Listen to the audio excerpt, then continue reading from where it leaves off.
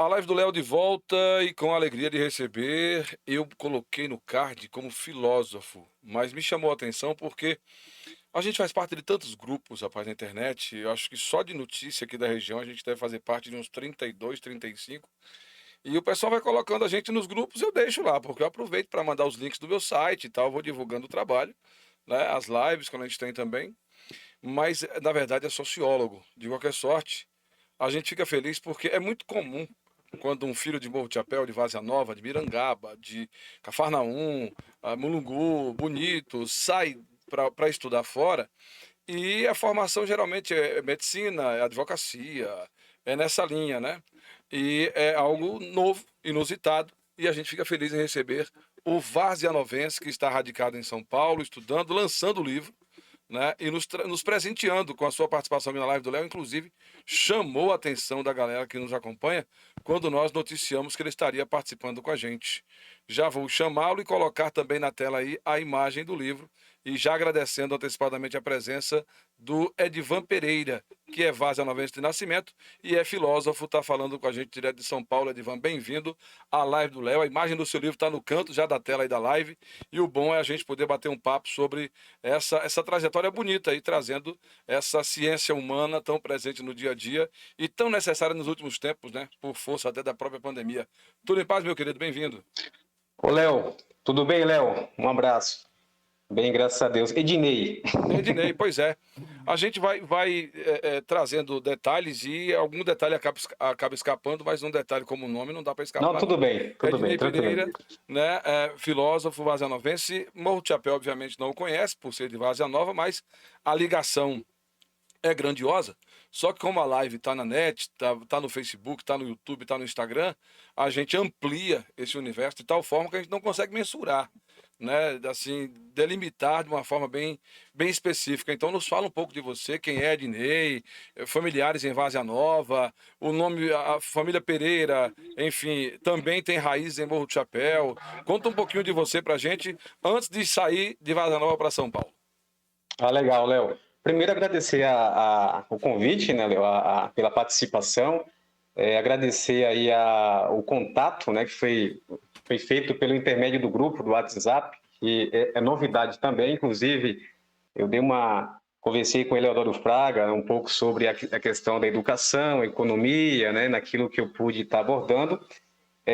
Só um ponto, as ciências humanas ela aborda a filosofia, a sociologia, a história, a geografia e é essencial, né, para o nosso crescimento do Brasil. Léo, eu sou oriundo de Várzea Nova, fiquei lá até 2003, né, fiquei até o mês 2, fevereiro de 2003, eu ainda estava ali em Várzea Nova, onde eu passei toda a minha infância. Foi ali que eu dei os primeiros passos na rua Maurício Lopes. Estudei, conheci muitas pessoas, muitos amigos ainda ficaram, outros saíram.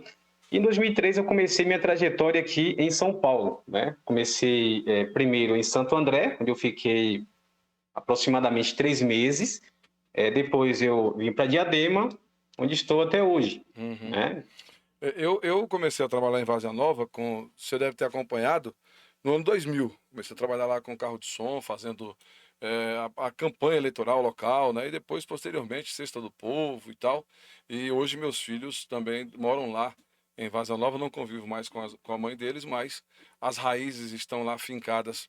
E é uma cidade muito acolhedora, né? A gente tem muitos amigos e à época a gente costumava dizer que 60% da cidade me odiava porque eu não ganhei a eleição da época, mas 40% me amava porque a gente conseguia levar aquela multidão ali nas carreatas, nas passeatas, nos movimentos eleitorais.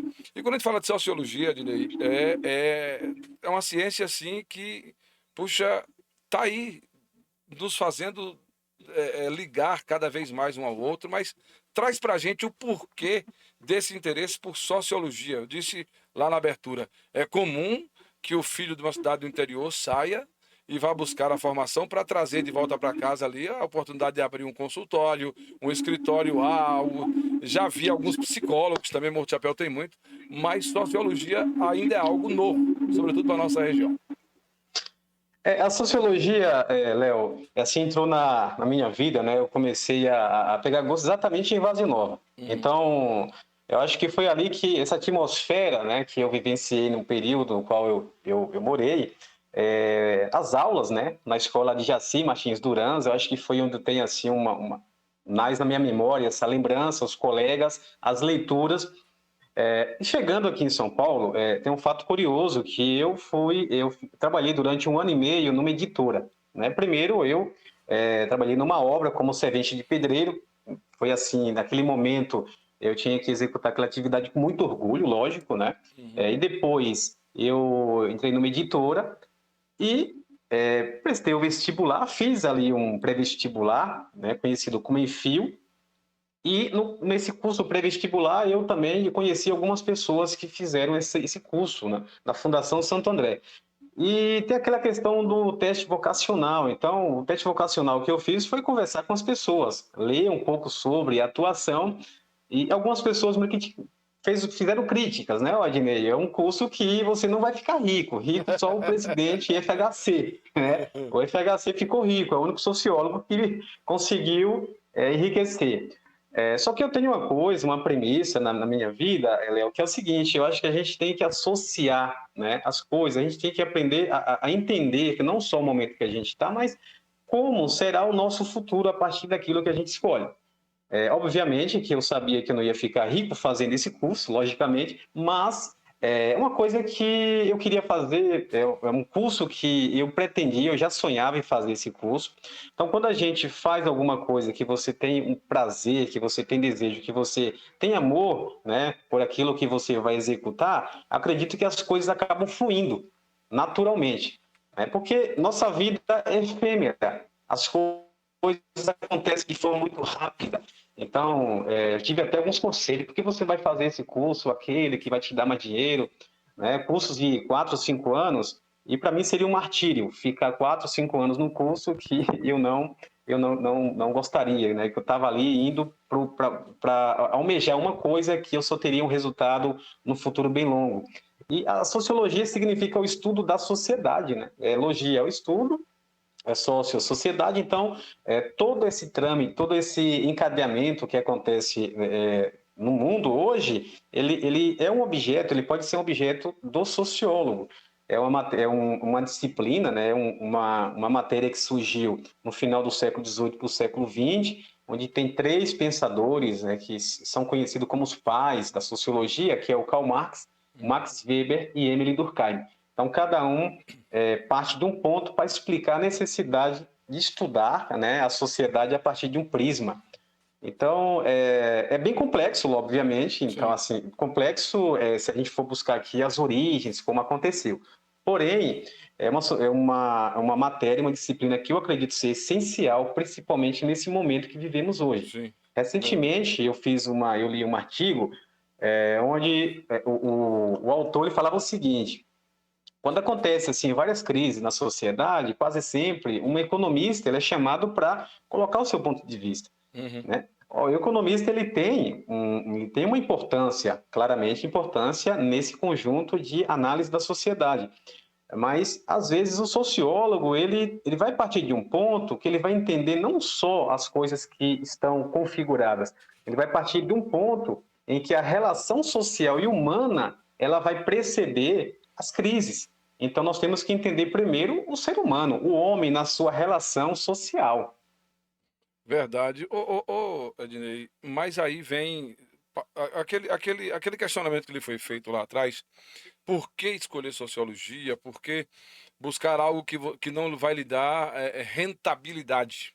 Geralmente é nisso que se pensa: ah, passar tanto tempo fora, longe da família, e não sei o que e tal, e de repente voltar para oferecer os préstimos e ganhar dinheiro. Em que sentido nós poderíamos dizer que a sociologia, nesta via de mão dupla do ir buscar o conhecimento, o estudo, a formação e voltar para a terra natal, estaria contribuindo hoje com você aí no seu espaço atual? No sentido de as pessoas buscam para diálogo, para conversa, ou é algo que está relacionado mais à questão educacional, de ir para a sala de aula, de ser professor, de levar esta reflexão sobre as relações sociais, Enfim, eu digo isso porque na época de colégio, minha formação inicial é magistério, né? E depois é que eu fui fazer tecnologia em marketing. E meu professor de filosofia e sociologia era o padre. E aí todo mundo tinha aquela coisa de dizer, moço, mas na aula do padre a gente não vai nem questionar, não vai falar nada, não vai. Eu digo, cara, eu não quero saber quem é o professor. Eu quero saber se ele tem um conhecimento para passar, ele vai ter que me passar. Eu vou ter que captar aquilo ali. Sim, E fui um dos poucos alunos à época, do Padre Juca, muito conhecido na região, que conseguiu tirar um 10 de sociologia com ele. E todo mundo ficava assim, porque era, na verdade, ele só pedia para a gente fazer redação.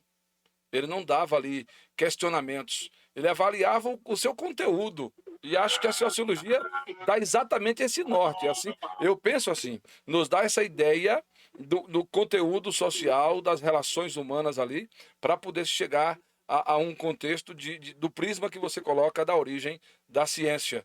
Não sei se eu estou correto, mas sim, como é que é sim, correto. como é que é essa peleja aí? Eu vou comentar um pouco sobre, né, a tua pergunta original, que foi assim, qual minha área de atuação aqui em São Paulo, Aham. né? Eu também atuei na metalúrgica antes de me tornar professor, atuar na área da sociologia, etc., né, de mergulhar profundamente na educação. Em 2005, 2006, eu ingressei numa metalúrgica, então eu fiquei até 2013, 14, mais ou menos, não me recordo. Foi ali nesse período, né, 2005 até 2008, que eu concluí o curso de graduação na Fundação Santo André. Em 2009, comecei a lecionar numa escola próxima aqui onde eu resido atualmente.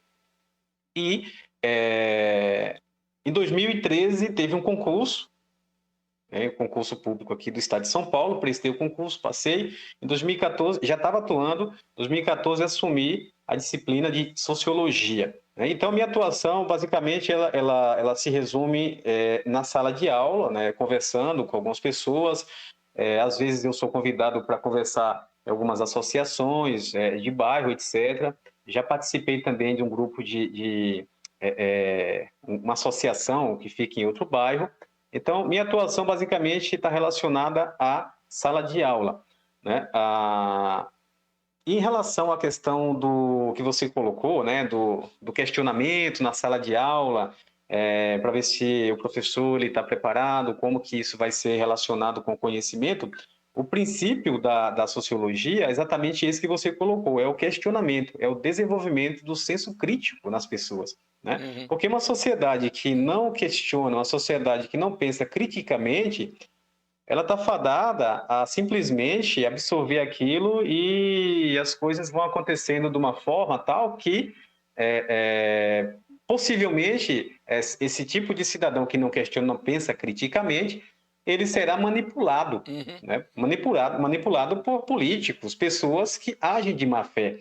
Então, a ideia, e como a nossa sociedade ela é baseada, estruturada numa relação social e política, né? O Aristóteles já colocava isso lá na Grécia Antiga, que o homem ele tem que ser político, ele Sim. vive numa sociedade, ele tem que questionar, ele tem que pensar, ele tem que perguntar.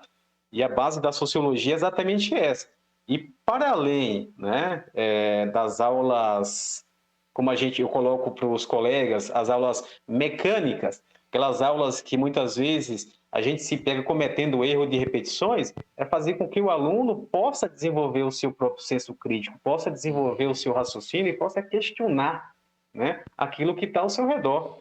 Esse é o princípio do ser cidadão, Aham. é entender o direito social, político e civil. Ednei, acho que nesse sentido aí o padre tinha razão de pedir para a gente fazer redação, porque a gente Sim, desenvolvia no papel aquilo que pensava, né? E aprendia nas aulas que ele nos passava e, obviamente, no que estava ao nosso redor. E ainda havia um contexto gramatical, a colocação de situação de coesão do contexto que a gente colocava ali. Quando você trouxe lá no começo da fala a pensadores, sociólogos, nomes como Karl Marx, não foi isso? Karl Marx, Max Weber, Emile Certo. Durkheim, são alguns nomes, né, Aham. que quem vai estudar sociologia, especificamente a matéria, até no direito, no jornalismo, Sim. eu conversei recentemente com um cara que aliás, terminou já engenharia, e eu Aham. nunca imaginei que teria sociologia, engenharia, e ele falou assim que tem, explicou lá os temas da sociologia, porque o engenheiro também está numa sociedade e ele tem que entender essa sociedade. Acredito eu que por isso a matéria lá Ele no vai curso dele. e vai desenvolver ambientes sociáveis, ele vai projetar Exatamente. ambientes para as pessoas se socializarem ali. E aí, a gente chega num contexto social no país hoje e no mundo, né, sobretudo com a pandemia, o marxismo, não sei o que e tal, acaba virando ideologia, até político-partidária. Como é que você, como sociólogo, poderia nos diferenciar esta situação de que as pessoas. Ah, porque você é marxista, você acaba sendo esquerdista, extremista, comunista, não sei o queísta, rapaz. Eu não sei, acho que as pessoas tá faltando essa questão do conhecimento para poder ter o pensamento crítico, né? Sim, sim. Tem alguns pontos aí que a gente pode, né, começar. O primeiro ponto é o seguinte: nós vivemos num momento, Léo, onde todo tipo de discurso que causa o caos, ele acaba, de certa forma, ajudando alguns grupos a se perpetuar no poder Uhum, ou confundir as mentes, sim. né? O negacionismo, que não surgiu hoje, né? Não surgiu no 2020, 2021. O negacionismo está relacionado com uma indústria de cigarro que é da década de 40, 50, que eu não vou me aprofundar aqui. Uhum, Então, eu vou dar aqui um exemplo que talvez seja até uma questão polêmica, mas é necessário a gente abrir esse debate. Quando o Donald Trump ele chega até a presidência, né, qual a pessoa que está por trás vamos pensar assim, da máquina que vai proliferar algumas ideias lá, no país no qual ele foi eleito? Um cara chamado Bannon, Steve Bannon. uhum, Esse cara, ele tinha como propósito exatamente criar esse discurso do caos, né? hum, Que ali eles pegaram alguns elementos, algumas narrativas e foram construindo em laboratório mesmo, em grupos, e falando o seguinte: o que a gente vai usar para a gente propagar isso, tornar isso esse conhecimento, sabe, espalhar? As redes sociais. sim, Então, a rede social hoje, ela nos possibilita essa conexão, não só São Paulo, Bahia, mas com o mundo inteiro. sim, Então, sim. isso surgiu exatamente no período em que a globalização começou a ganhar destaque. Aqui no Brasil, acredito que no começo da década de 90, então a globalização já estava vindo com muita força. E Uhum, aí também a questão da internet, computador, e hoje a gente não precisa nem falar muito. Quando a gente fala sobre essa questão do marxismo, sabe, do comunismo, sabe, esse negócio todo que alguns políticos insistem em falar sobre, muitas vezes é uma fantasmagoria criada por essas pessoas, exatamente para que as pessoas possam ficar confusas, porque o que significa o marxismo cultural? O que significa o comunismo? Que as pessoas muitas vezes colocam, falam aleatoriamente. O comunismo, só para te dar uma ideia, a origem da palavra, ela vem de comum. Ela vem de uhum, comum. Comunismo vem de comum. O que significa algo comum? Significa uma sociedade onde as coisas têm que ser divididas de forma igualitária. aham, Obviamente que nós vivemos uma sociedade capitalista, sim, né? Capitalista significa um conjunto de capital que vai produzir um lucro, um valor para alguém, certo. né? Propriedade privada, etc.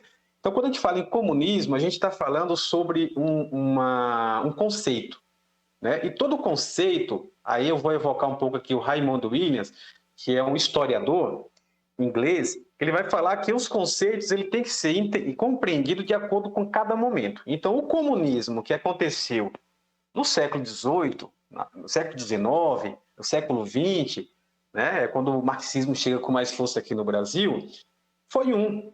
O comunismo que nós temos hoje, que as pessoas falam tanto, é outro. Mas a ideia, a palavra significa algo comum a todos. Uhum, Significa. Agora, se a gente for pensar num sistema político,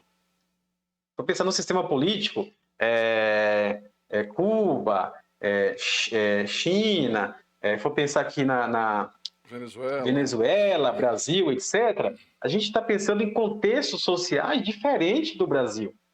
A gente está pensando em realidades diferentes do Brasil. E aí a questão que eu coloco para as pessoas é: de fato, o comunismo chegou até esses países?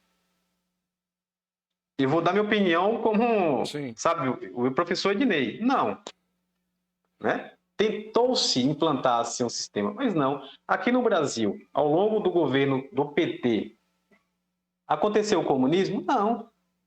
No Uhum. meu ponto de vista, a premissa, a ideia básica para que aqui no Brasil não se tornasse um comunismo, mas aqui no Brasil, uma coisa que a gente poderia fazer, né, seria a chamada reforma agrária, que para alguns é uma utopia falar em reforma agrária. Mas a reforma agrária, acredito eu, que seria uma das premissas básicas para que a sociedade hoje fosse menos desigual. Uhum.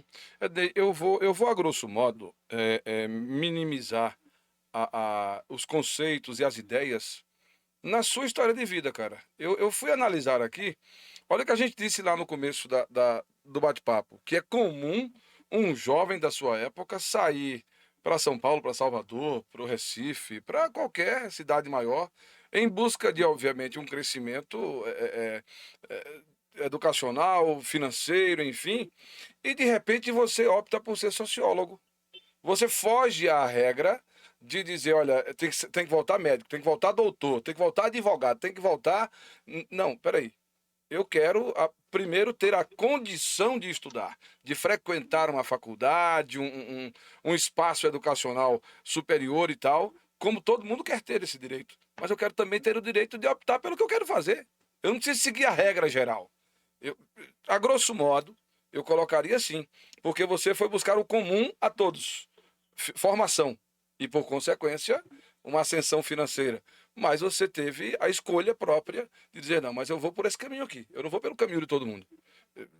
A grosso modo, eu compararia, não sei se estou correto, me corrija se Sim, for, sim, sim, né? sim. Então, assim, porque às vezes quando a gente coloca a questão na política nacional, na política local, as pessoas, primeiro, elas confundem a política com o partidarismo. A política, nós estamos fazendo política aqui. Eu estou conversando com Sim. você, estou compreendendo seus argumentos, aceitando ou não, mas estou compreendendo e você os meus. Essa relação a gente faz dentro de casa para convencer o filho a ir para a escola, para ganhar um celular, enfim. A política está ali todos os dias. Agora, o partidarismo é o grande X da questão. O grande problema, né? Estou correto em pensar Sim, assim? sim, sim, sim, sim. Pois bem. Então, a gente parte agora para, digamos assim, o ápice desta busca sua. Porque, óbvio, você trabalhou no pesado, na construção civil, e se orgulha disso, e quem não se orgulha de ter o seu sustento pelo suor do seu rosto? Mas você buscou a formação enquanto, em paralelo ao esforço físico, você buscava o crescimento mental, formação, né, para hoje estar sendo professor e automaticamente ser valorizado por isso. Antes de falar do livro, que acredito eu ser o grande momento dessa situação toda, nos fala um pouco desta valorização profissional. Porque, assim, seja o pedreiro, seja o técnico de qualquer área, o tecnólogo, como é o meu caso, o político de formação na ciência política, ele teve que ter um professor. Ele passou pelas mãos de um professor. E de repente você começa a ver o professor, a figura demonizada, porque é o cara que prepara a sociedade para ser subversiva a quem está no poder. Isso não me entra no pensamento, cara. Não consegue me convencer, porque acho que você disse tudo lá no começo, com a sociologia. É preparar o cara para ele compreender a sociedade e ter a linha de pensamento dele. Olha, todo mundo quer ser médico, todo mundo quer ser advogado. Então, eu quero ser sociólogo. Ô, Léo, recentemente eu conversei com meus alunos sobre um tema que você pontuou, que é sobre essa questão de padronização, né?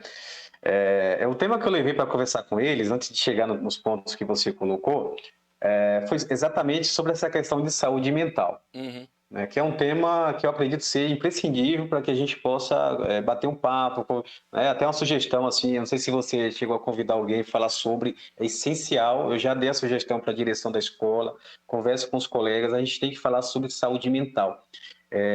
Isso foi, e será mais importante ainda falar sobre isso. Né? Então, assim, a quantidade de pessoas que estão doentes, né, pessoas que irão ficar, estão doentes, Acho que é assim, algo que assusta. Então, eu citei um ponto para eles, exatamente sobre essa questão de padronização. Então, a sociedade hoje, ela cria, né, vou criar aqui uma metáfora, ela cria uma forma para que a gente possa se encaixar nessa forma. Uhum. É mais ou menos isso. Então, a gente tem que estar adequado a esses padrões, essas normatizações. Na medida que a gente, como você colocou, a gente subverte essa ordem, a gente acaba criando uma resistência para se encaixar nisso. E não só atender aos desejos de uma sociedade que está aí, a questão da beleza, da questão estética, Uhum. de uma roupa, o cabelo, sabe? Eu acho que a sociedade hoje ela acaba impondo tanta coisa para a gente que se a gente não se adequar, não se encaixar nessa forma, a gente acaba ficando excluído desse processo. Da mesma forma, isso ocorre também com as profissões. Né? As profissões, tem as profissões da moda hoje, né? Então, se a gente for pegar e fazer uma pesquisa rápida, a gente vai ver quais são as profissões que estão no topo, que devido a essa pandemia, a tecnologia, é o que mais vai dar rentabilidade lá no futuro. Então, obviamente que as famílias elas têm um papel fundamental nessa construção da sociedade também, porque ela que conversa diretamente com o filho, ela que orienta, ela que educa o filho. Uhum. Então, se essa família não entender que a felicidade de uma pessoa não está relacionada, não pode ser reduzida ao que ela vai ganhar lá no futuro, ela pode comprometer o futuro dessa criança, porque Sim, muitos acabam se suicidando sim. por uma pressão, né? Eu não sei se a China hoje, o Japão, lidera esse índice exatamente pela pressão que as famílias elas acabam impondo nos jovens. Então, se ele não passar no vestibular, se ele não conseguir aquele curso que a família desejava, não ele, essa criança, esse jovem, ele vai ficar o quê? Frustrado. Uhum. Isso vai impactar profundamente a saúde mental, levando essa pessoa ao suicídio, à morte. Então, né, eu até me alonguei um pouco nessa parte para falar que nós temos que pensar a nossa vida como etapas, e as etapas elas têm que ser preenchidas de forma que aquilo ali nos preencha, nos complete como ser humano. Aquilo não tire nossa essência. A felicidade é alguma coisa que não é constante, ela tem momentos felizes e momentos que nós não estamos felizes. Sim, Tem dia que você está inspirado para fazer uma live, tem dia que você não está inspirado para fazer uma live. verdade, Tem dia que eu estou inspirado para dar uma aula, tem dia que eu não estou. verdade. Mas é uma coisa que você gosta, é uma coisa que eu gosto, então a gente vai ter que, a gente administra isso. Então, quando a gente resiste, né? Quando a gente não aceita se encaixar nessa forma, a gente acaba saindo um pouco dessa norma, dessa rota, desse vértice que a sociedade acaba nos impondo. Uhum. Eu acho que eu falei demais, tem alguma pergunta a mais, né, que você colocou? Não, mas na verdade era nessa linha, porque assim, É isso. eu tenho trazido psicólogos, psicólogas aqui para conversar com a gente. A gente tem trazido debates sobre outras situações mais extremas, como o autismo, enfim, que não está muito relacionado ao que você fala, mas quando você coloca a psicologia, a gente vai entender nessa pandemia, por exemplo, como a gente já fez aqui, as pessoas que eles carregam isso na bulimia, na questão da alimentação excessiva ou em falta, e outros fatores mais que acabam levando ao que você coloca, porque a sociedade quer ver alguém do jeito que ela sempre preconizou, sem respeitar aquilo que a pessoa quer. Então, acho Sim, que essa liberdade está aí o grande segredo, né, de você oferecer à pessoa as condições e ela escolhe o que ela quer e vai, obviamente, assumir as consequências daquilo que ela escolheu. Isso é mais do que sim. natural. E o recurso financeiro virá, de alguma forma, virá. Ednei, nós estamos aí desde o início do nosso bate-papo com a capa do seu livro ao seu lado aí, tá? No caso, à sua esquerda. Eu vou só dar uma ampliadinha aqui nele para o pessoal tomar conhecimento mais e você passar a falar com a gente sobre. E ele vai entrar aqui à nossa esquerda na tela. Eu não quero que ele tome a sua imagem. Baixar um pouquinho aqui para ficar próximo à minha imagem, sem problema aqui. Pronto. Está ao seu lado agora. E você nos fala um pouco desta produção, né, que você faz na sua área de atuação e que não tenho dúvida de que naquela máxima de que o homem para se eh, valorizar, enfim, concretizar sonhos, escreve um livro, planta uma árvore e tem um filho, né? Então você já tem o livro. E o restante, como é que fica essa situação? As brincadeiras à parte, me conta um pouco desse sonho de fazer o livro acontecer. O livro, Léo, foi o resultado de uma pesquisa, né? Ah, Uma pesquisa que eu comecei em torno, por volta de 2014, 2015, para ser mais preciso. Eu terminei a graduação em 2008, em 2014 eu retornei, eu fiquei um período, né, longe ali da academia, retornei em 2014, exatamente para fazer um curso de extensão, aqueles cursos de curta duração, que eu tinha como objetivo de vida continuar estudando, né, chegar até o mestrado, eu queria continuar produzindo alguma coisa na minha área. Então eu conheci lá o professor Cassiano Terra, que é um professor de filosofia, esse de filosofia, que é exatamente especialista em cinema. Eu tive a oportunidade de conhecer algumas pessoas, o material, o livro. A partir dali me despertou uma vontade de pesquisar um pouco mais, as interrogações, né? Nós queremos, quando o pesquisador ele tem uma interrogação, quando ele tem uma dúvida, ele fica angustiado, ele quer pesquisar, ele quer saber um pouco mais sobre aquilo que não ficou totalmente resolvido lá nas leituras. Em 2015, eu comecei a especialização também na PUC, né? Aqui no bairro, no bairro de Perdizes. E na especialização, eu me aprofundei um pouco mais. Eu peguei o cinema como um objeto de estudo, no qual eu queria entender a sociedade a partir do cinema. Só que o cinema, ele é amplo. O cinema, ele tem um cinema hollywoodiano, tem um cinema, tem na África, tem no Brasil, então a gente tem um cinema mundial. Então, uma pesquisa de mestrado, ela um tempo de duração é 2 anos e meio, então não dá para você abraçar o mundo, né, em 2 anos e meio, porque você tem que ter sua vida social, você tem que trabalhar, você tem que estudar. E ali eu fiz um recorte, né? O cinema surge em 1895 na França, com os irmãos Lumière. Só que a ideia seria fazer um recorte de tempo e espaço. O que significa isso? Eu tenho que pegar os anos que eu quero estudar sobre o cinema e o espaço, o lugar. Esse é o chamado recorte temporal e espacial. Então, eu decidi falar sobre o cinema marginal, né? Porque o Brasil, já no começo da República, Léo, para ficar assim um pouco mais claro, a República se apropria de algumas artes, porque eles querem, né, a população, a grande maioria, 85%, segundo a Anita Simes, ela diz que a população é analfabeta.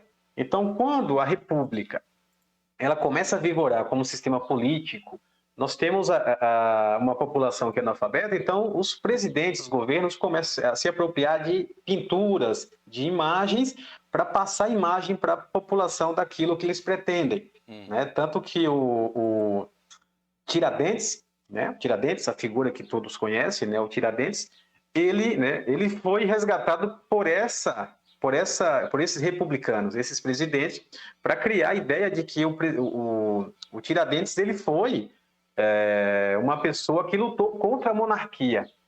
Então, essa imagem do Tiradentes, ela foi pintada, ela foi criada. Alguns colocam que a imagem que nós conhecemos não é a verídica, né? Na verdade, teve ali alguns traços que foi criado exatamente para passar aquela sensação de que a população podia ficar segura que os republicanos que chegavam ao poder, eles iam dar conta e a população tinha que confiar neles através da imagem do Tiradentes, que seria mais fácil deles entenderem que o Tiradentes ele era uma pessoa que foi contra a monarquia e, portanto, a monarquia tinha que ser esquecida. Só para dar um exemplo, né? Não sei se eu fui claro, Sim. sobre a questão das imagens.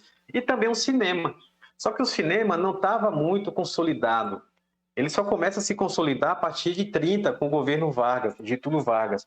32, o Vargas ele cria a chamada cota de tela. A cada quantidade de produção que era passada de outros países, tinha que ter uma quantidade também de produções nacionais. O Vargas usa isso muito bem, porque ele chegou ao poder, né, em 1930.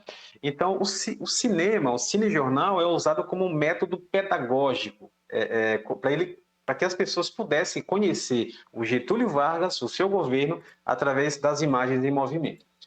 Obviamente que eu estou fazendo um resumo muito, sabe? Estou resumindo muito. Em 1949, nós temos a chamada Centro Cinematográfico Veracruz, que é aqui em São Bernardo, né?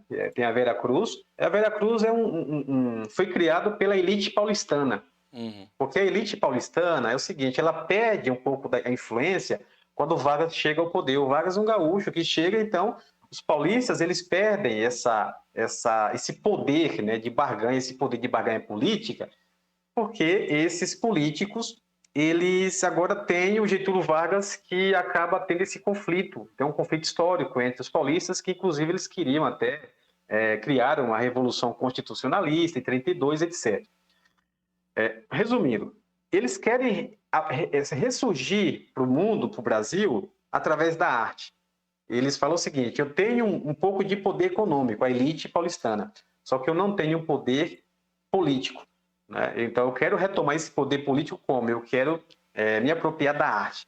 A arte eu quero me apropriar da pintura, a elite paulistana, o Franco Zampari, que foi um dos nomes, e o Francisco Matarazzo Sobrinho, aqui em São Paulo. Eu quero retomar esse poderio. De que forma?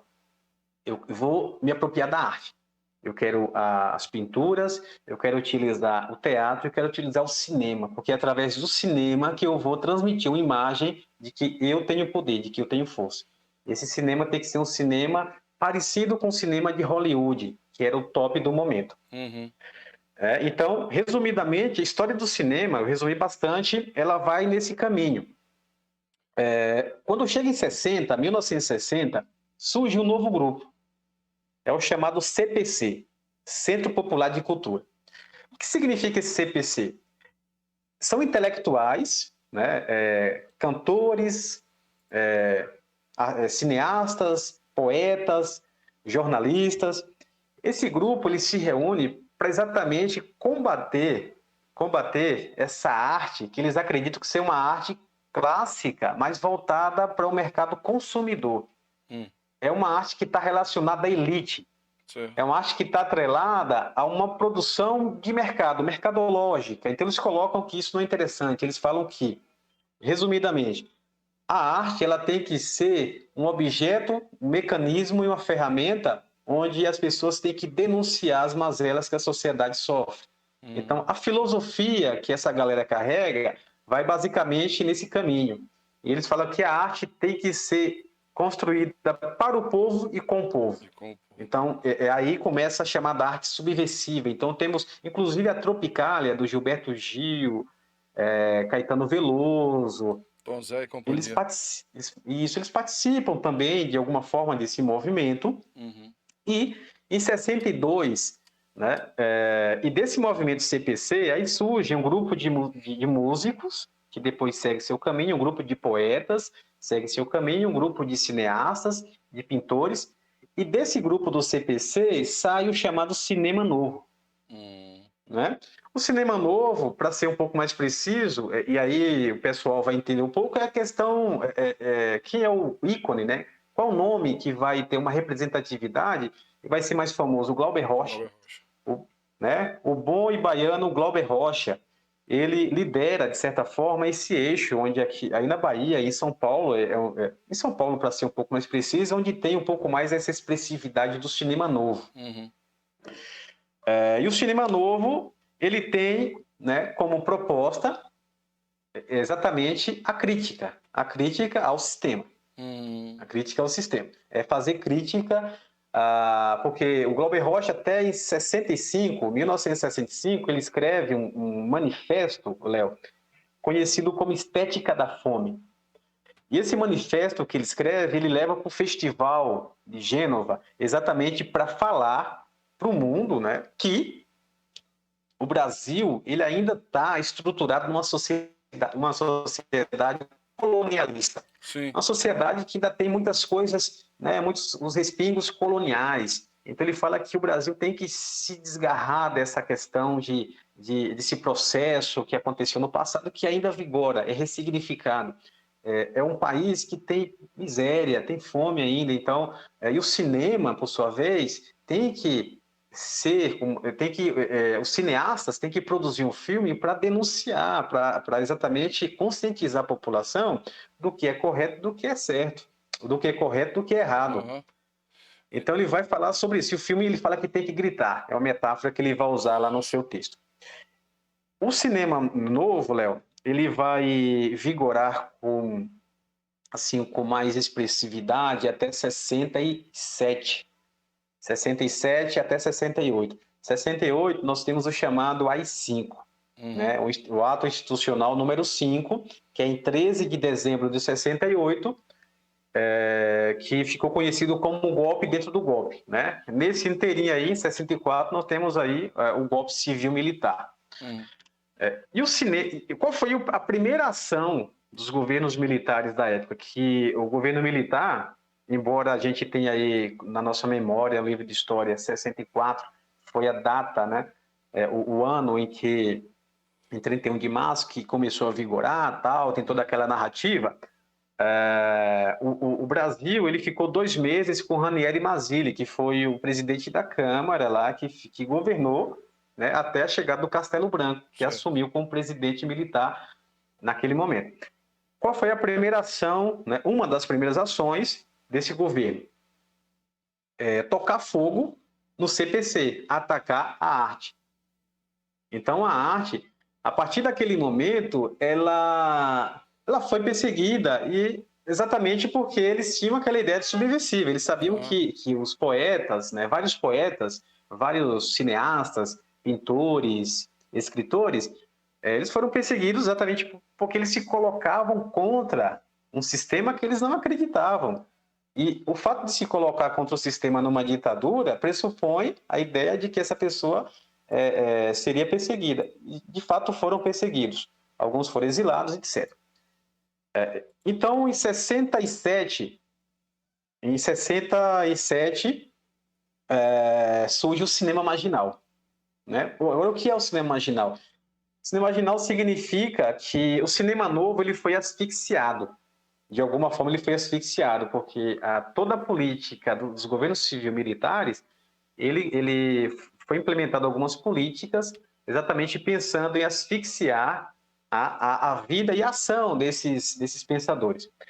Então, de fato, alguns acabavam desistindo de produzir o cinema crítico, outros acabavam se aliando de alguma forma ao governo militar, outros buscavam financiamento junto a esses órgãos. O financiamento era da seguinte forma: eu te dou, mas você vai ter que me passar o filme vai ter que passar por um crivo de uma crítica. Que significa dizer, esse grupo de censores observava um filme, ou livro, ou poema, e falava o seguinte: essa parte aqui você tira, essa você deixa. Essa você tira, essa você deixa. Então, passou a acontecer uma alteração, né? Um remendo. Falada, né? Então, isso aí. E os marginais, eles não aceitavam essa conduta. Eles começavam a produzir de uma forma precária. Muitas vezes o filme ele era produzido em 3 meses, sem nenhum financiamento, sem nenhuma ajuda, né? Filmes, alguns esteticamente feios, mas que eles queriam exatamente produzir uma arte que tivesse a liberdade de falar sobre aquilo que estava acontecendo, sem nenhuma interferência de empresas ou governo. Ou do governo. Muito bem, você nos passou o sumário aqui do livro, eu vou compartilhar na sua tela, e você pode trazer aí um pouco dessa proposição que você divide aí em etapas do seu livro. Deixa eu ver se chega aí para a sua tela, deve estar chegando aí. E você nos fala um pouquinho do que aí está contido no sumário do seu livro. Fique à vontade.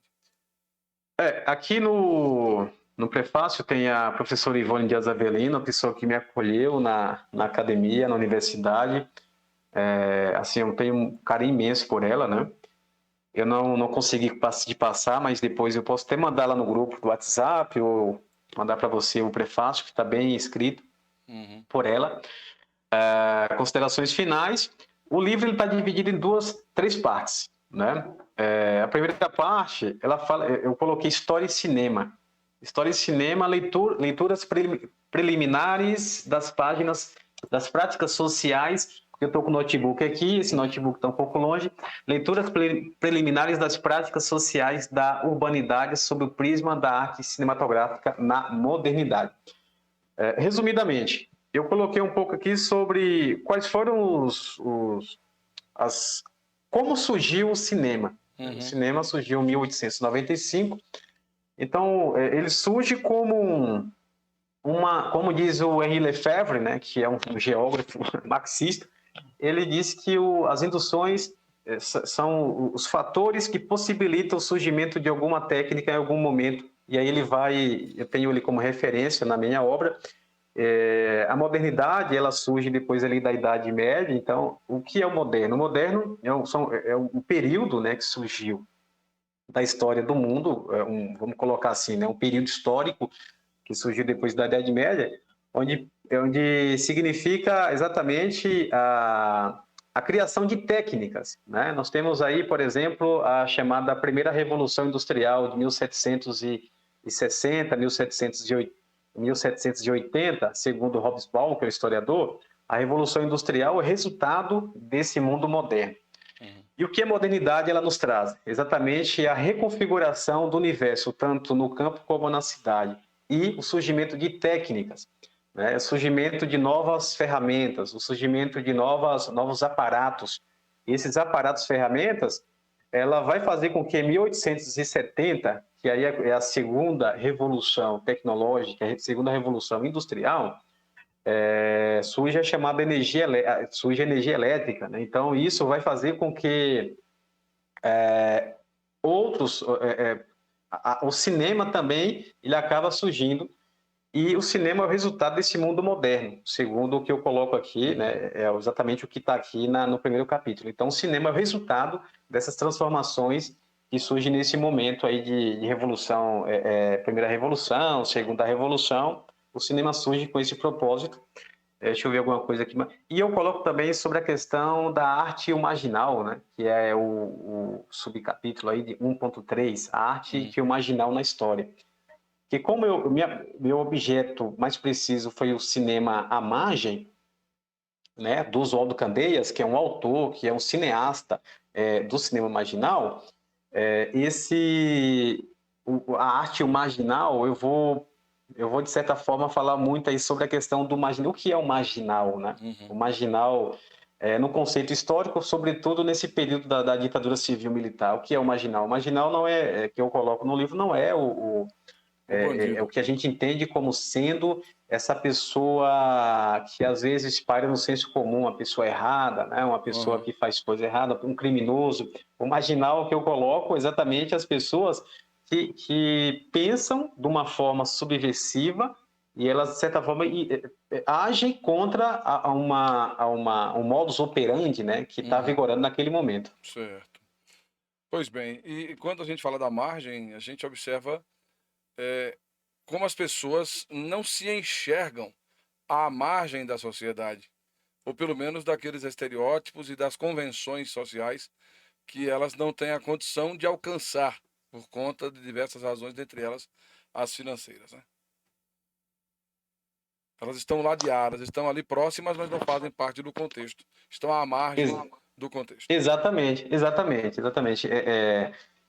O filme, Léo, que eu pesquisei, A Margem, né? Inclusive é um filme de 67, né? E esse conceito, a margem, eu vou falar exatamente sobre os acontecimentos que acontecem nas bordas. Porque... E aí eu uso um conceito, assim, do Walter Benjamin, que é contrapelo. O que é o contrapelo para o Walter Benjamin? Para a gente chegar até a margem. A história, muitas vezes, né, ela é nos passada a partir do centro, a partir dos acontecimentos que surgem no centro. E aí, só que nas bordas, né, para além daquele centro, tem uma vida social que está em ebulição. Então, o contrapelo significa fazer uma retomada, de alguns pontos que não foram elencados por pela historiografia, por alguns pensadores, né? por alguns historiadores, sociólogos. Então, assim, o contrapelo do Walter Benjamin é fazer essa retomada. O que significa fazer essa retomada? Então, quando a gente fala sobre arte, né, eu vou ser aqui um pouco mais didático. Quando a gente fala um pouco sobre tecnologia, revolução, a gente fala sobre história, a gente vai pensar muitas vezes numa história, numa questão eurocêntrica, Sim, né? Que a Europa dominou e domina o centro o mundo, né? Então sim. tudo parte da Europa.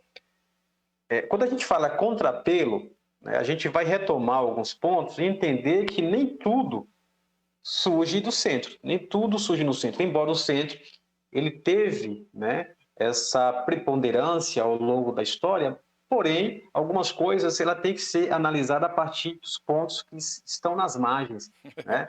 É, Está um pouco fora daquele centro, sim. daquela combustão. Deixa eu fazer abrir um parêntese na sua fala, que talvez um dos pontos que as pessoas hoje discutem bastante é a origem da humanidade atual, quando se fala de DNA mitocondrial, por exemplo, que se tem a origem na África e não na Europa, e as pessoas não aceitam por conta da negritude, do preto, né? E não entendem que isso está no sangue. Olha aí, está ali Exato. tá marginalizado, está distante do centro. E hoje em Sim, dia sim. e hoje em dia as políticas públicas desenvolvem-se assim, para mostrar no centro das cidades que algo está sendo feito, enquanto que a periferia, o que está à margem do centro, né, permanece lá com as ruas sem esgotamento, sem iluminação, sem. Enfim, só para as pessoas contextualizarem a ideia que é mais próxima nossa aqui, Sim, sim, bem especialmente. lembrado. Exatamente. Exatamente. Então, o Walter Benjamin ele traz esse conceito que eu uso aqui no primeiro. Na verdade, esse conceito de contrapelo, leitura, ele vai falar sobre leitura contrapelo. Significa a observação e a retomada de alguns pontos, a pincelada de alguns pontos que muitas vezes não está muito em evidência. Uhum. Então, o exemplo que você deu assim, é excelente, né? Então, o primeiro capítulo eu vou vou deixar bem claro assim sobre essa relação, mas aí eu vou pegar um pouco mais da questão histórica, né? Como o marginal, né, o sujeito histórico, como marginalizado, qual foi a sua importância na construção e muitas vezes na criação de Uhum. técnicas de resistência diante de um sistema que muitas vezes queria agir, né? Queria fazer com que ele ficasse de fato esquecido. Certo, isso é comum ainda e muito nos dias atuais aqui para nós. Pois Sim, bem, sim. e não sei se eu já posso chamar a terceira parte do livro, esses lugares de resistência, tem muita coisa, ou você ainda tem algo a acrescentar sobre a margem? Não, sobre a margem é basicamente isso, Aham, né? Agora, a segunda parte aqui, Léo, eu vou falar sobre. Eu coloquei uma leitura fílmica a contrapelo, né? E eu vou continuar o primeiro capítulo, então eu vou retomar algumas coisas. Eu trago a biografia do autor, que é o Oswaldo Candeias, que é o cineasta marginal. aham, Eu falei um pouco sobre a Companhia Cinematográfica Vera Cruz, que hoje, salvo engano, hoje não, na verdade isso tem uns 2 anos atrás, a Vera Cruz, ele hoje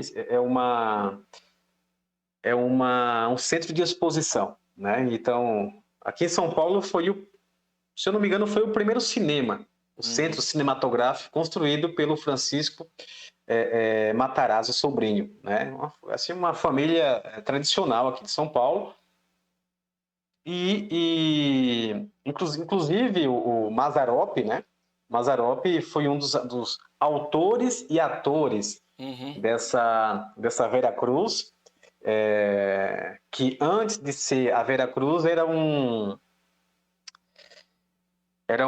rapaz, parece que era um sítio, porque me fugiu o nome aqui, mas não é um sítio, me fugiu o nome do que era antigamente. Eu falo sobre o cinema marginal, né? Eu vou especificar um pouco mais sobre a linguagem abjeta, que uhum, o objetivo do cinema marginal era exatamente filmar em ambiente aberto, exatamente para mostrar a fragmentação que a sociedade se encontrava. O que uhum, significa essa fragmentação? Tanto nas imagens, né? Então o autor, o cineasta, ele está filmando aqui um determinado objeto, de repente ele corta para um objeto totalmente diferente, desconexo. Então, esteticamente, era pensado por esse cineasta exatamente para fazer uma contraposição a coisas diferentes e mostrar que a beleza, muitas vezes, não está naquilo que te agrada, a beleza está naquilo que, muitas vezes, está relacionado com a essência daquilo que é produzido e como a gente pode entender uma sociedade através daquele objeto. Vou dar aqui mais um exemplo. Nesse período da ditadura civil-militar, quem lê a história, né, ou quem já leu alguma coisa sobre, nós conhecemos um chamado milagre econômico, né, que eles falavam muito em milagre econômico. O que é o milagre econômico? Significa que o Brasil ele cresceu bastante num período, né, num curto espaço de tempo, só que o crescimento, né, se eu não me engano, o PIB em torno de 11%, teve um período lá, e esse crescimento foi um crescimento que nem todos Usufruir. nem todos usufruíam disso, nem todos usufruíam desse crescimento. Então, tanto que o Delfim Neto tem uma frase bem assim, uma frase que a gente contextualiza com o momento que ele fala: ó, deixa o bolo crescer, quando o bolo crescer a gente vai lá e divide. Só que a divisão ela não foi feita de forma igualitária. Então, o milagre econômico tem um capítulo que eu vou falar um pouco. Eu vou relacionar, né, contextualizar o filme com esse momento e essa trajetória, essa questão do milagre econômico, que foi alguma coisa para inglês ver, né? Aquele velho ditado. Botou na vitrine, mas a realidade é que nos bastidores não estava do jeito que se mostrava.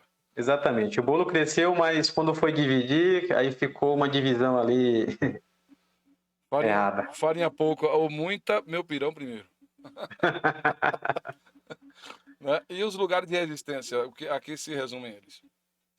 Ah, tá. O filme ele foi realizado às margens do Rio Tietê, né? E no bairro da Luz. No bairro da Luz. E na Rua do Triunfo. Aliás, a Rua do Triunfo fica no bairro da Luz. Então, eu coloco como lugares de resistência, né? O que é o resistência? Vamos pegar esse ponto primeiro. O que é o resistência, né? Resistência eu trago como suporte teórico e metodológico para esse capítulo a Marilena Chauí. É uma filósofa da USP, eu acredito que muitos conheçam.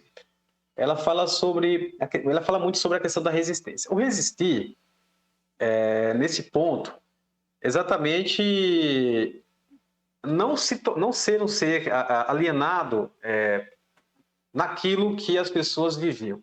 O resistir significa se apropriar, né? Nesse ponto que eu vou colocar, se apropriar daquilo que é fornecido pelo sistema. Então, a Veracruz, a elite paulistana, os governos, as empresas, elas criam um mecanismo, criam uma ferramenta, ela, de certa forma, desenvolve alguma coisa, e esse marginal, esse cineasta, ele vai, de certa forma, absorver esse conhecimento, ele vai se apropriar de alguma ferramenta para que ele possa utilizar exatamente contra esse sistema. O Oswaldo Candeias, ele teve sua formação na Veracruz, que é o Centro Cinematográfico, e ele fez um curso no MASP, que é o Museu de Arte de São Paulo. Então, ele foi uma pessoa resistente porque ele se apropriou de uma ferramenta criada pelo sistema. E ao se apropriar dessa ferramenta criada pelo sistema, ele acaba subvertendo essa lógica de que o conhecimento não tem que ser usado simplesmente para reforçar uma narrativa de normatização. Ele pega isso, ele cria um filme baseado na ideia de contrapor aquilo que foi criado, daquilo que o sistema pensa. A elite pensa na questão econômica, a elite pensa na criação do valor, a elite pensa na questão do lucro, né, naquele momento. O Oswaldo, ele cria ele absorve o conhecimento fornecido pela elite, ele pega as ferramentas e ele cria um filme para fazer uma crítica social, né? Aí algumas pessoas falam assim, mas que maluco, né? Ele deveria se aliar com os caras. Mas a ideia da marginalidade, que são os sujeitos que irão produzir esses filmes, estava relacionado com esse ponto de contraposição a um sistema mercadológico. Era o feitiço virando contra o feiticeiro, né? Então, a resistência era basicamente isso. Os lugares eu falei, num capítulo eu vou falar sobre a história do Tietê, né? O Rio Tietê. Uhum. Então, o Rio Tietê eu vou contextualizar com o filme, então eu vou falar um pouco sobre o Rio Tietê, que foi exatamente onde o filme A Margem foi filmado, né? E aí eu faço essa historicização do filme.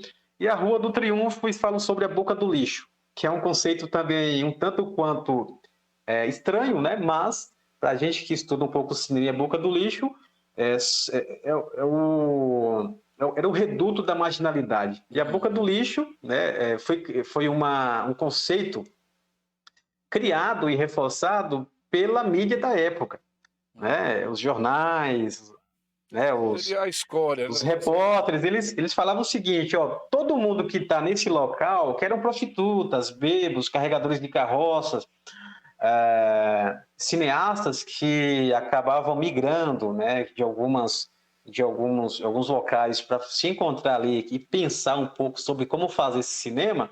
Essa mídia da época, eles passavam a denominar esse lugar, esse reduto de Boca do Lixo. Boca do lixo. Então era a escória da época, né? Para a sociedade elitista, digamos assim. Sim. Aí tem o Pós-Fácil de Mauro Luiz Peron. E o que é que você Isso. acrescenta mais aí? O Mauro Peron, ele hoje é professor titular do Departamento de Jornalismo da PUC, né? Assim como a professora Ivone. A professora Ivone é professora titular de História. E o Peron, um cara que eu convidei, assim, a professora Ivone, por ser, assim, uma excelente professora, né? E por conhecer muito a história, e o professor Peron também, porque ele participou da minha banca, né? Da defesa do mestrado. Certo. O Peron, ele participou, ele me passou algumas orientações. Então, assim, um cara que conhece muito sobre cinema, né? Então, imagine só, eu tinha que defender minha tese diante de uma pessoa que domina muito o tema. Mas, assim, eu aprendi muito com ele e aí eu tive a honra, né, o prazer de ter o Mauro Peron, que é referência nesse tema, não só aqui em São Paulo, mas no Brasil, é uma das referências na questão do cinema. Uhum. Ô, Ednei, e quem porventura deseja ter seu livro? Como é que faz? Porque, naturalmente, aqui eu posso encerrar essa apresentação, não posso? Pode. Pronto. E aí as pessoas, porventura, os conterrâneos, os familiares, enfim, amigos que conhecem o Ednei, dizem, "Não, eu quero ter esse livro, eu quero, né, conhecer esse trabalho, quero valorizar meu conterrâneo, enfim. Como é que faz?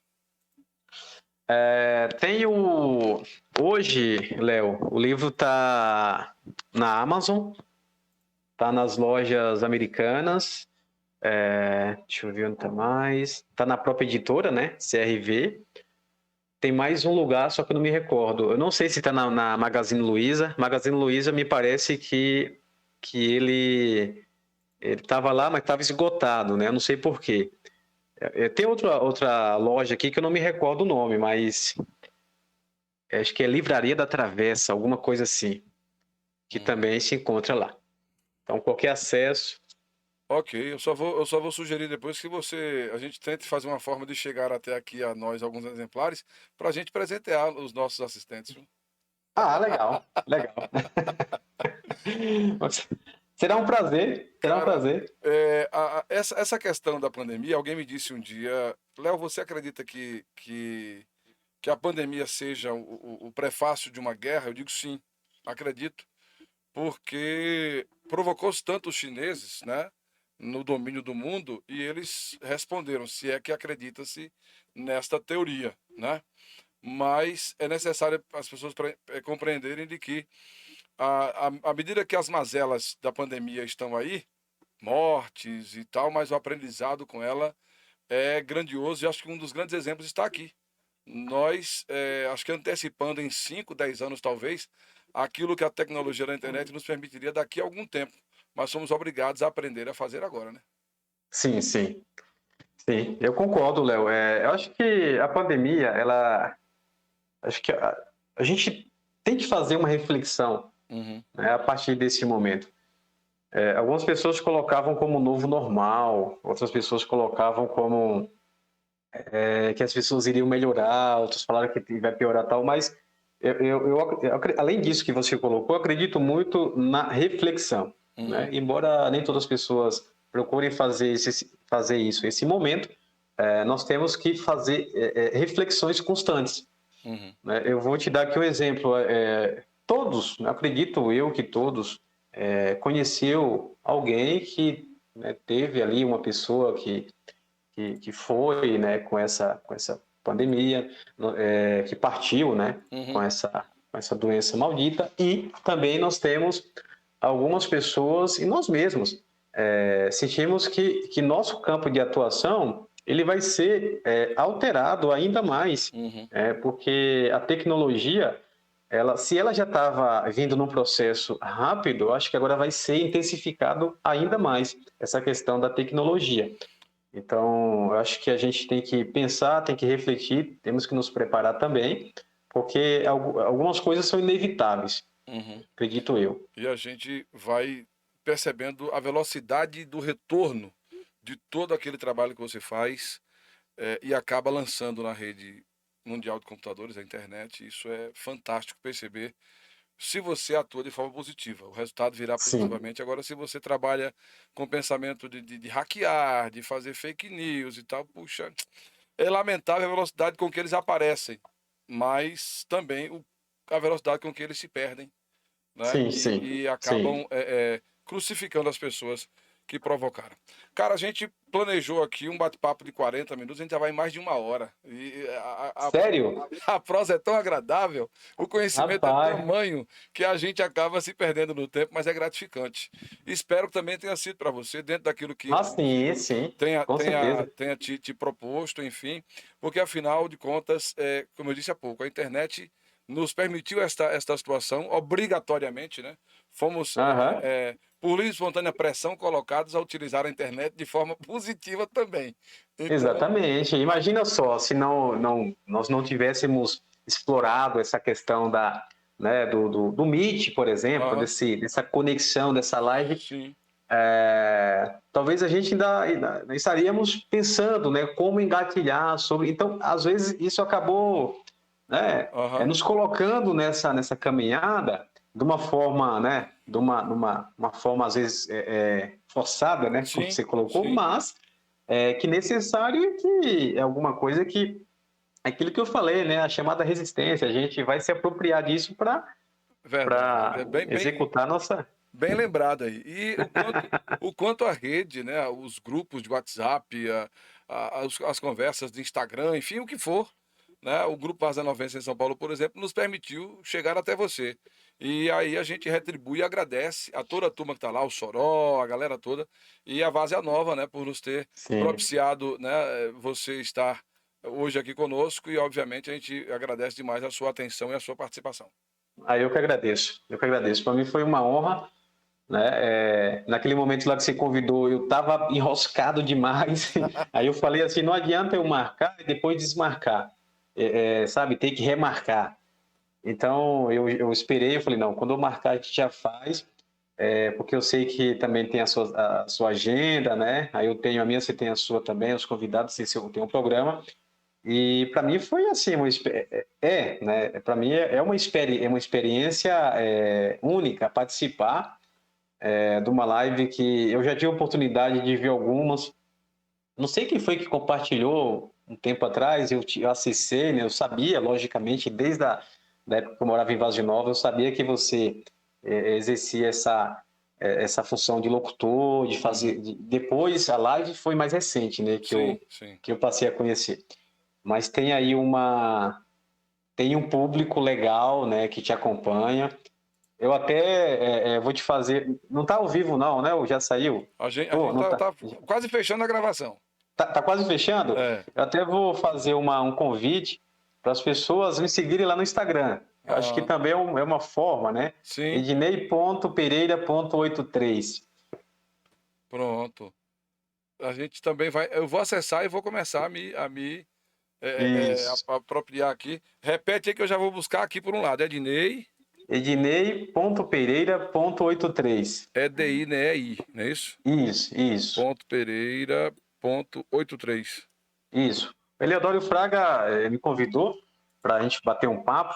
E então, quanto mais acesso tiver, melhor, porque a gente já faz bater um papo sobre política, né? Eu vou falar um pouco sobre a situação aqui de São Paulo, ele fala um pouco sobre a situação da Bahia. A gente sempre conversa um pouco sobre isso. O Eleodoro Fraga, ele tem assim uma sensibilidade muito boa, sabe, para analisar a política, e a gente vai trocando figurinhas. E algum dia eu vou pensar uma data para fazer essa live e divulgar nos grupos para a gente bater um papo sobre a questão da cultura, política. Muito bem. Estaremos aqui à disposição, cara. Muito obrigado, um grande abraço para você e a gente agradece demais a sua atenção e torce para que as pessoas percebam o quanto a sociologia é importante como ciência, mas principalmente o quanto elas têm a sociologia aí de forma natural no seu dia a dia, mas a compreensão dela é realmente complexa. Obrigado pela aula, pela participação, pela atenção e parabéns pelo livro, hein? Valeu, Léo. Eu que agradeço, viu, pelo convite, e foi uma honra demais participar e bater um papo aqui contigo sobre esses temas que eu também acredito ser importante, né? E é isso aí. Estamos à disposição.